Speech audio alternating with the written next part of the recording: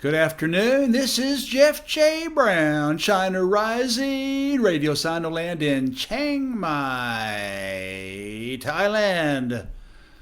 And a nice eulogy for one of 20th century's greatest heroes for many, many people around the world. It is entitled Zhou Enlai, the global face of 20th century China, died this day in 1976, and that would be on January 8th. Pictured above, Zhou Enlai left and Mao Zedong right during China's Civil War circa 1937 in Yan'an, Shanxi province, kicking butt and evicting fascist Westerners and Japanese out of the country. Through thick and thin, fallings out and reconciliations, they were the dynamic duo of Communist China's strength-to-strength development and progress, 1949 to 1976. Let's begin. In 1949, the Communists liberated their long-suffering people from 110 years of Western rape, plunder, and forced drug addiction. Even with 100,000 U.S. Marines, a very hidden historical fact, 1.5 million imperialist Japanese soldiers kept on after 1945, millions of fascist Chinese Kuomintang, often abbreviated KMT forces, all equipped with billions of dollars of United States Air Force and Army weapons. The will and dreams of the Chinese people could not be defeated. All these fascists were run out of the country with their tails between their legs. As was the case going back to 1921, when Zhou Enlai first met Mao Zedong, he was right there in the thick of endless fighting, negotiations, and eventually socialist victory, risking his life to end Japanese and Western terrorism. Along with Mao, Zhou Enlai helped move and mold 20th century China from strength to strength. It is inconceivable to imagine today's People's Republic without both their pharaonic contributions to the citizens. In the China trilogy, see below, I wrote how Zhou almost died in Changsha, Hunan, when the KMT torched the city to keep the communists from taking it over. Over 30,000 innocent citizens died in that fascist inferno. In 1955, the CIA tried to kill Zhou by planting a bomb on the airplane he was supposed to take back home after attending the Bandung conference in Indonesia. At the last minute, Zhou innocently changed his plans and was not on board. A few minutes later, all the other hapless passengers were blown out of the sky. To say that he led a storied life is an understatement.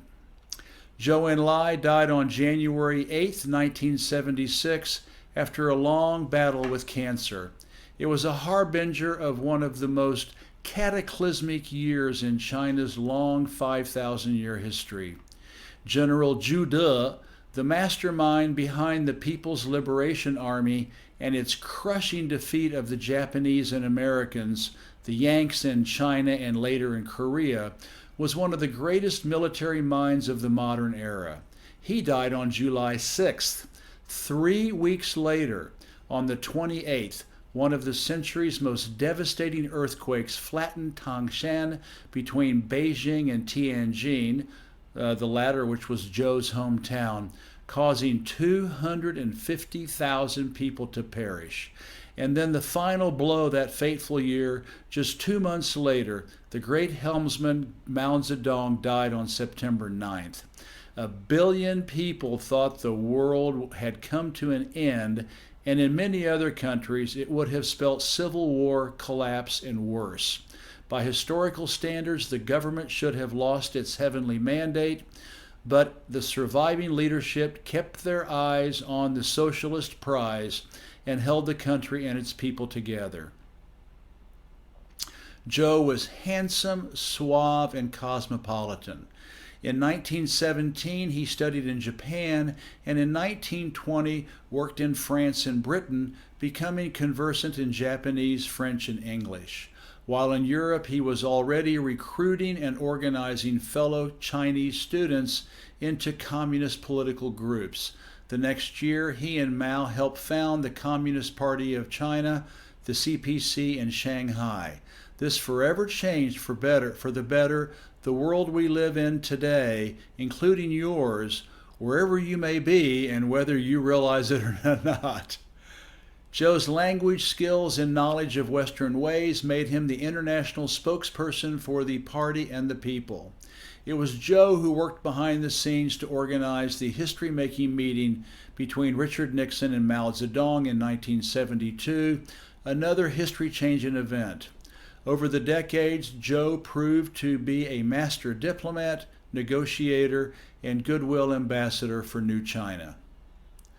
There is no English language biography of Zhou worth reading. Gao Wenqian's book, Zhou Enlai, The Last Perfect Revolutionary, which in spite of its romantic title is a scurrilous screed of trash writing. I was appalled and disgusted reading it. Gao's Pavlovian, foaming at the mouth hatred of communism, socialism, and especially Mao Zedong turns his book into a shameful hatchet job on Zhou, who was one of the greatest statesmen and revolutionary leaders of his era. Gao is an extreme embarrassment for the historical record, but in the West, you can get rich writing what is called scar literature, something I joked about in the China trilogy.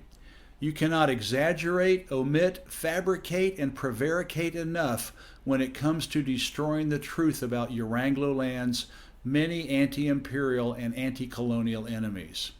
Zhou Enlai was proudly one of those freedom fighters, faithfully serving his people and the aspirations of the world's 99% until the day he died.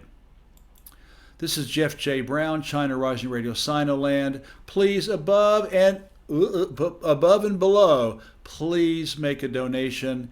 Even this little blog and article that I did took about 6 hours to produce. So I would really appreciate it if you could make a donation of any size to support my truth-telling about China and where it fits in the world yesterday, today, and tomorrow. Thank you.